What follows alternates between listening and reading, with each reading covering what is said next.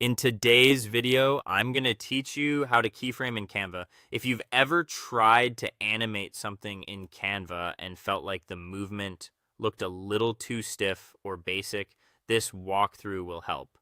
Canva doesn't use a traditional keyframe timeline like some advanced editing programs, but it does give you a very useful way to create custom motion paths that feel a lot like keyframing.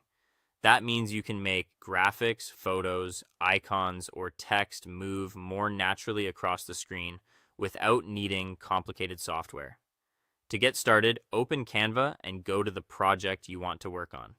From your homepage, find your video project or presentation and open it so it loads into the editor. Once you're inside the design, click on the specific element you want to animate. This could be an image, a text box, an icon, or another object on the page.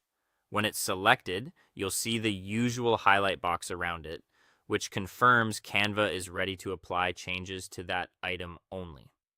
Next, look up toward the top of the editor for the floating toolbar. In that menu, click Animate. This opens the animation panel on the side of the screen where Canva keeps all of its motion settings. This is where you can move beyond the standard preset animations and start creating something more custom. Inside that animation panel, look for the option called Create an Animation. Depending on the version of Canva you're using, it may appear under a section like Essentials or Motion Effects. Click that option to activate the Custom Animation tool. Once it's turned on, Canva is ready to record the movement path you draw with your mouse. Now comes the key part. Go back to the selected element on your canvas, click and hold on it, and then drag it along the path you want it to follow. Try to move smoothly and deliberately because Canva will record that motion as the animation path.